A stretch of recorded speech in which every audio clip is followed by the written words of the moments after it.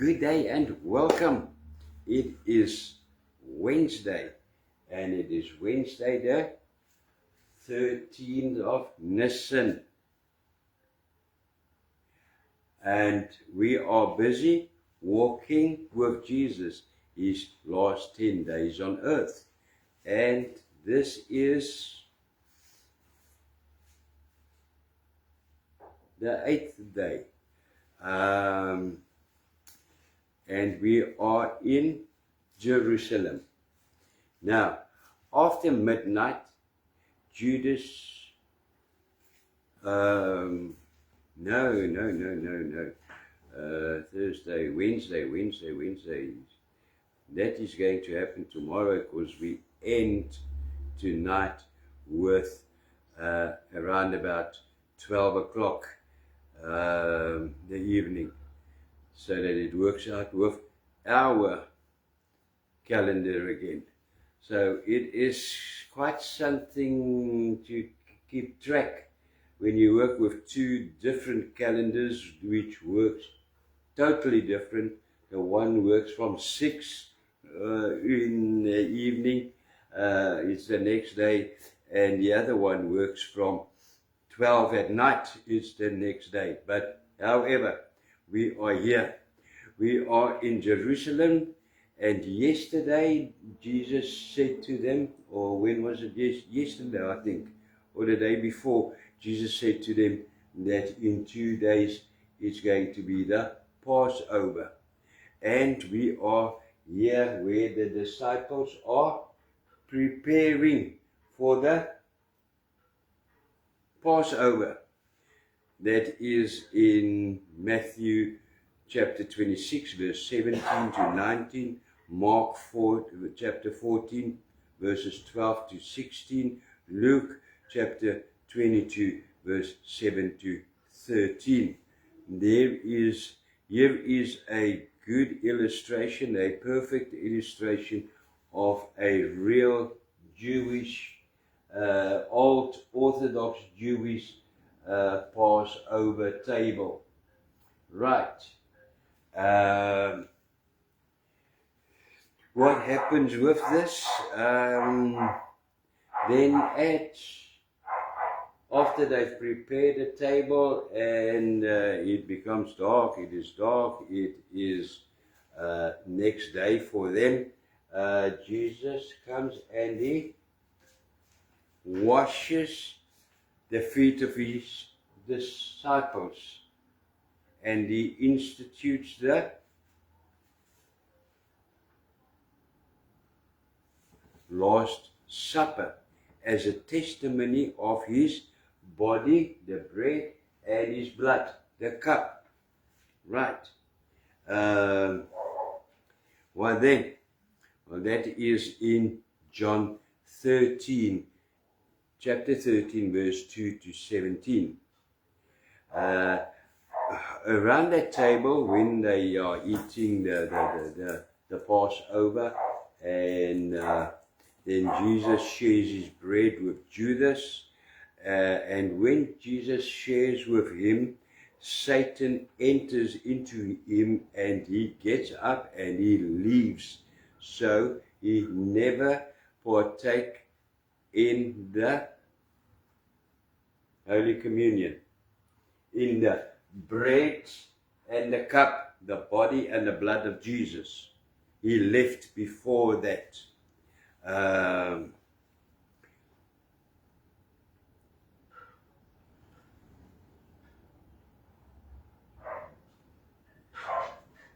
Jesus also says that the bread is a sign of his body that will suffer, and that the cup represents his blood that will be poured out freely.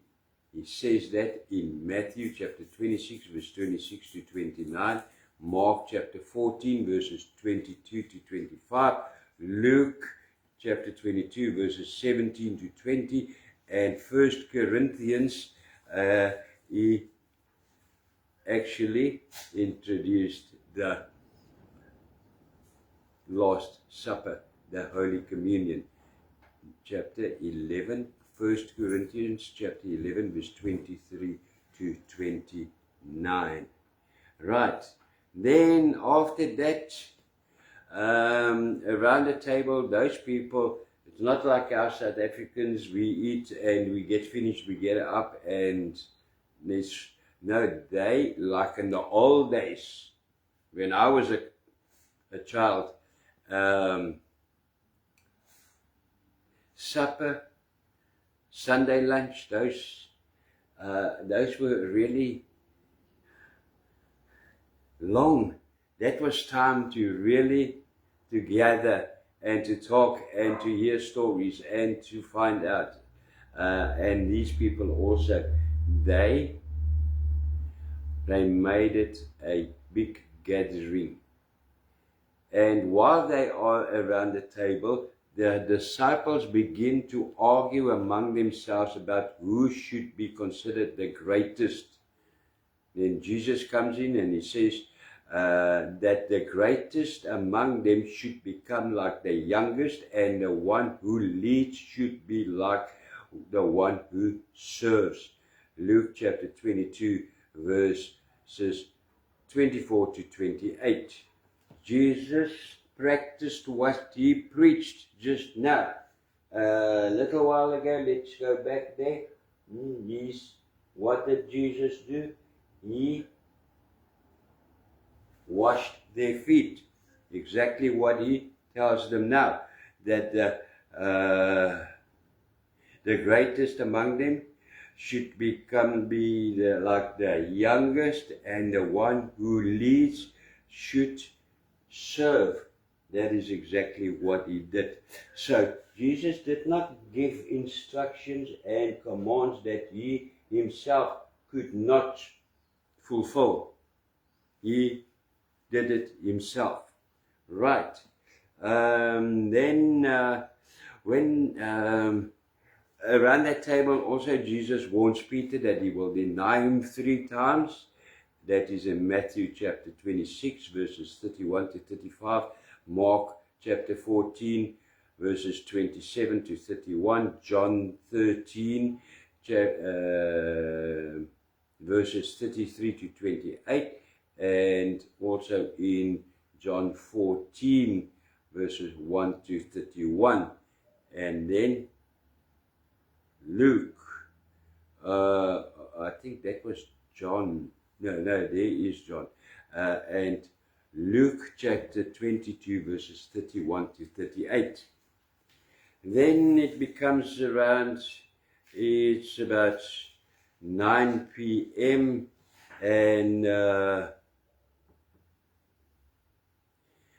Jesus decides that he and the disciples, without Judas was somewhere else.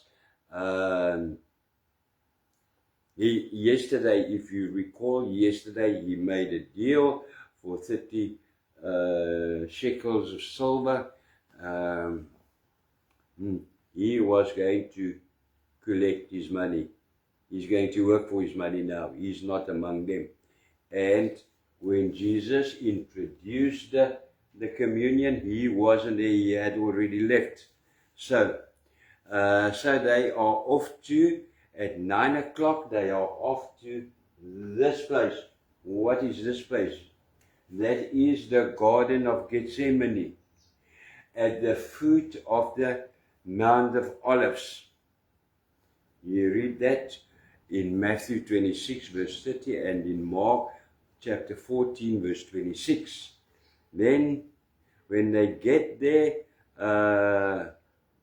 on their way there, Jesus says that he is the true vine, John chapter 15, verse 1 to 27, and he encourages his disciples in John chapter 16, verse 1 to 31, and again tells them that they will scatter and abandon him very soon.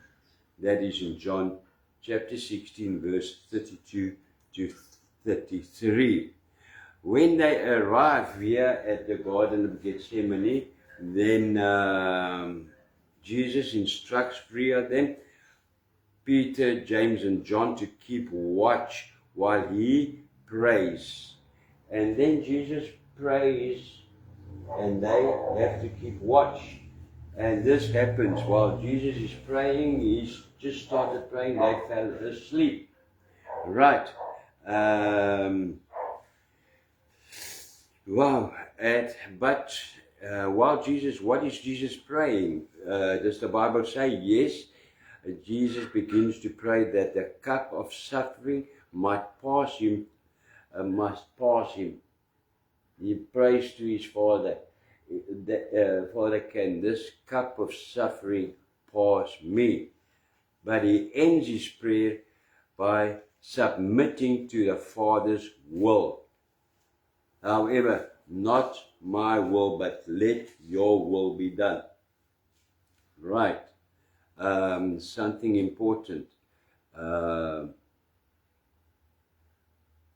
When we pray, we are more like commanding, Lord, let this be, and it must be. Jesus prayed, if it is possible, let this cup pass me. Maybe we should learn that as well.